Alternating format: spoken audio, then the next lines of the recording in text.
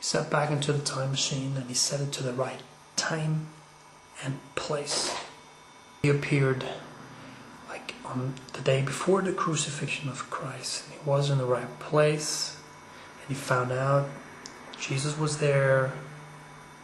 They had caught him. He was about to be crucified.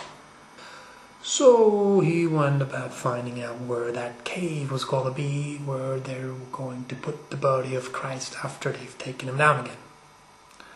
He found the cave, went in, and he hid his machine there behind some rocks and gravel.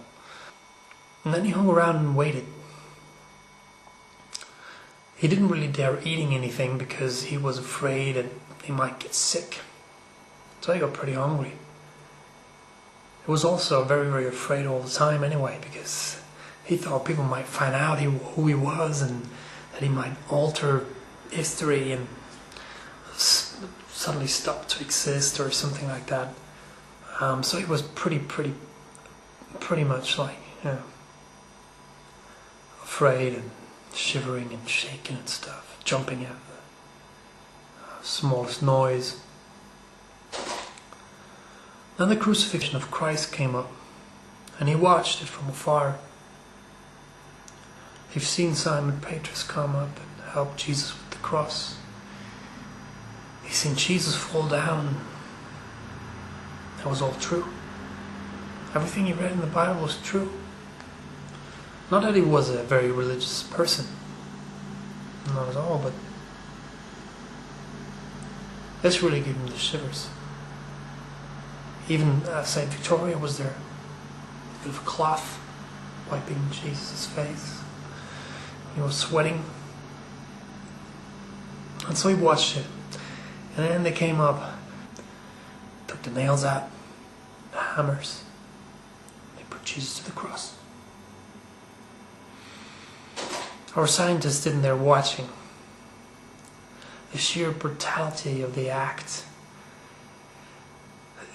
It just shocked them profoundly because that pain and the screaming and the blood that it just wasn't part of the picture that he had of the scene, Although he'd seen like many images of it, but that was just too much for his guts.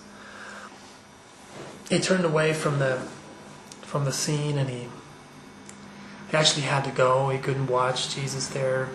He didn't even look back at it, so he just went back towards that cave. And he hid near that cave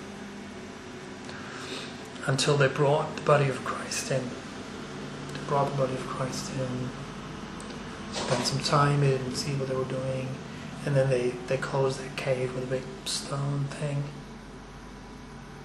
And our scientists just waited until everybody was gone, and there was a moment that he could just sneak in, and his exoskeletons, they could move the rock, and he could get in and move the rock back. That was Jesus. He found Jesus. He went there and he got the medicine out. He injected some medicine into the body of Jesus without even checking out any pulse or anything. He didn't check it. He was just too confused. He didn't even check it. And then he went on to, go on his plan. He undressed Jesus. He undressed him. Didn't have very much on, so it was easy. And then he directed Jesus towards the time machine. And he put Jesus into the time machine. And he set the time machine to some time in the future and some place. Not the time that he'd come from. Some time in between then. And not the place he'd come from.